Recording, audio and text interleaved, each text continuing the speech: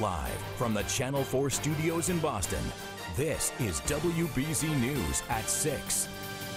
More help arrived today for nearly 8,000 customers still without gas service after the explosions in the Merrimack Valley. National Guard troops made their way through Lawrence today delivering hot plates. Now, those hot plates have become a necessity because some homes and businesses may not have gas service until mid-November. Good evening, everyone. Welcome to this web update. I'm Ken MacLeod. And I'm Katie Brace. And as the temperatures continue to fall, WBZ's Paul Burton reports that space heaters are also on the way. As soon as the trucks pulled up, residents came out, ready to grab hold of some much-needed help. Yeah, I'm happy. Yeah, and all the neighbors are going to be happy, too. It's on 5. You guys need to get ready so we could go out. Let's go. On Saturday, Massachusetts National Guardsmen, along with Columbia gas workers, were busy loading up trucks to deliver hot plates to residents who have been without gas for weeks in Lawrence, Andover, and North Andover after the gas explosions. It's a great day because I can finally cook some food with this iron burner, so I'm very excited. Still kind of cold without the heat and the hot water. Cold showers. A total of 200 National Guardsmen are going door to door on Saturday in Lawrence, delivering hot plates to residents, and you can tell from the smile on their faces they are greatly appreciative of this gift, and it's a long time coming. I appreciate this. I'm just happy to be able, I have 4 kids upstairs, so with them helping, being able to cook for my kids is a big thing. Lawrence Mayor Dan Rivera says this is part of phase 2 in the restoration process. No, with the second floor. Anyone without gas or impacted by the gas explosions was able to receive a hot plate. They have electricity, people are home, they're safe, but they don't have a way to cook. So we're going to deal with that today. Although we're wearing a uniform, these are our neighbors, these are our family members, and we're here to help them. And that's one of the missions we in the Guard really love doing. So we'll be around all week. All right, man. okay. Thank you. All right, take care. Huh? On Monday, the National Guardsmen will return to deliver space heaters to homes that have been inspected and cleared by an electrician. In Lawrence, I'm Paul Burton, WBZ News. Today, town officials in Andover handed out over 700 hot plates to residents there. They'll continue that distribution tomorrow at the town offices. The woman accusing Supreme Court nominee Brett Kavanaugh of sexual assault is now expected to testify next week. Today, lawyers for Dr. Christine Blasey Ford told Senate Judiciary Committee staff she accepts the request to speak to the panel. A specific date and time was not agreed to, though.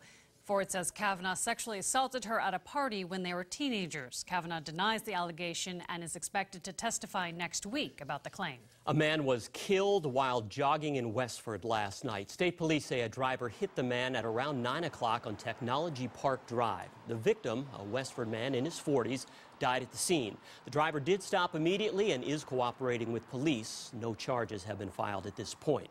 Police in Scituate, Rhode Island are searching for a man they say tried to run over an officer. It happened Friday night at the intersection of Route 116 and Route 14. Police say the man tried to back over the officer and then tried to drive off. But when he hit another vehicle head-on, he got out of the car and ran. The search is on to find the source of a case of Legionnaires' disease in the Boston area. A patient in the VA Boston hospital system was diagnosed with the disease. The person visited the VA hospitals in Jamaica Plain, West Roxbury, and Brockton. It's not yet clear if the person contracted the bacteria in one of those hospitals. Testing is now happening at all 3 facilities. Celtics forward Gordon Hayward and his family helped get students in Randolph geared up for the school year today. Students and staff at Randolph Community Middle School were pretty excited with all the new supplies they received. Hayward had challenged his fans to come out and donate 20 or more school supply items to support teachers in the Randolph Public School District. Everybody gets their first batch of supplies, but not necessarily you have supplies at the end of the year, and so hopefully through this we can keep the supplies rolling through the year. We have a room full of additional supplies that we're looking forward to putting into our teachers' hands next week. Today, the first 250 donors who showed up received an autographed photo from Hayward himself. More than 1,500 people came out in Foxborough today to take a walk to end Alzheimer's. Our own Brianna Pitts emceed the event that kicked off this morning at Patriot Place. Pat Patriot was on hand to help get the walkers warmed up. The Alzheimer's Association says they have already raised more than $400,000, getting them 94% toward their goal. Money goes toward Alzheimer's care, support, and research.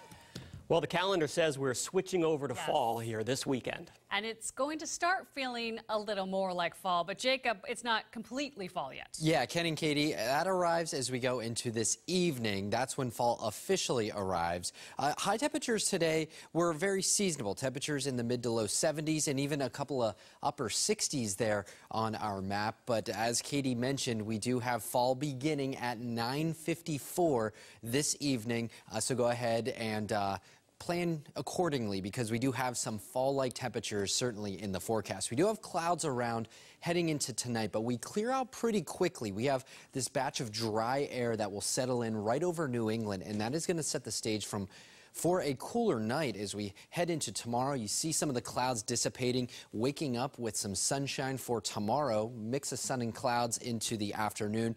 Really, really nice day overall. We turn chilly by the time we get into Monday. So tonight falling into the upper 40s and low 50s. Definitely one of those nights you're going to need the blanket, probably a little cool to crack open the window. A cool and crisp start to tomorrow. In fact, a sign of the times, we have frost advisories, freeze warnings out north and west of town, especially as you go into northern Vermont and certainly into northern New Hampshire and Maine. High temperatures tomorrow back to about where we were, maybe a couple degrees shy of today's highs. 70 in Boston, 60s, mid-60s as you go into Worcester. And then heading into Monday, we actually turn very chilly. We're back into the only upper 50s and low 60s.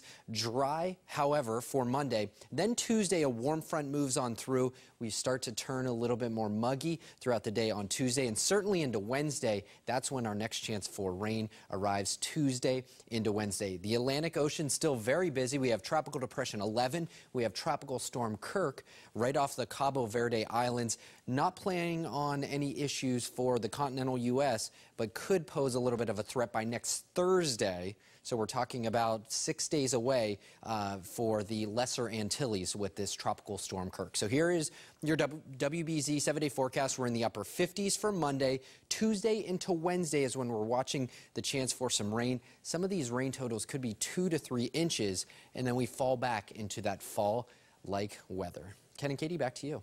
All right, thanks, Jacob, and thanks for checking in here on CBSBoston.com. Hope you'll join us for all the news tonight at 11 over on WBZ Channel 4. Until then, you have a great evening.